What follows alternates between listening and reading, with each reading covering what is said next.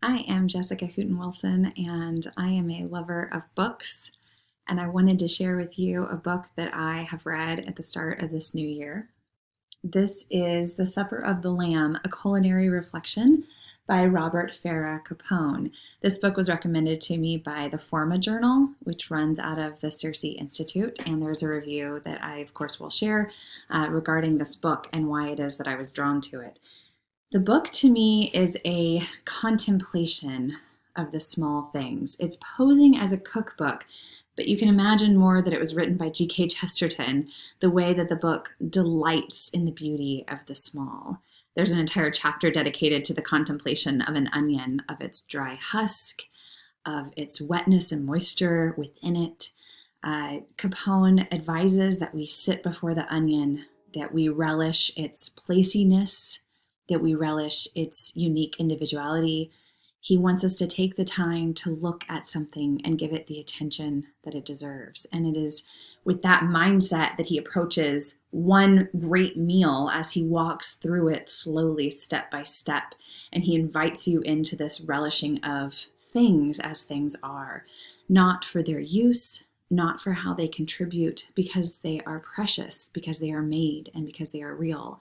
And thus he's trying to overturn all of our absorption with consumerism, with what he calls our solemn idolatry of spiritualizing things, of making them matter only to us, but not because they are matter in and of themselves. And instead, he gets you to delight in the beauty of the things themselves. The very end of the book is a reflection on the purpose of this meditation. And he draws our attention to Christ, God, who became matter, who was in the flesh, and thus redeems our fleshiness and redeems the things of this flesh of this world. He writes, the world would be lifted as it was always meant to be lifted by the priestly love of man. What Christ has done is to take our broken priesthood into his and make it strong again.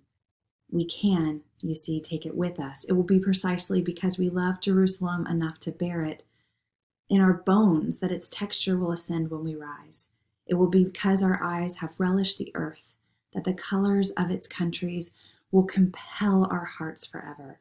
The bread and the pastry, the cheeses, the wine, and the songs go into the supper of the Lamb because we do. It is our love that brings the city home. So you see his small reflection on things like breads and cheeses and wine, which, by the way, if during the new year you are giving up bread, cheese, and wine, or you're trying to cut back, this is not the book you want to read. Capone is not a promoter of diets. In fact, he goes against them. He says, if you're going to do anything, then you should fast the way the Bible recommends, and then feast. And the fasting is to enjoy the feast. But you should not abstain from the beautiful things that are given us to take delight in, and that would be the opposite of a Christian practice for enjoying the things that are around us, that we should not treat food as its nutritional content or just as calories, but enjoy the bread, enjoy the cheese, enjoy the wine, or fast from them when you need to so that you can come back and enjoy them properly.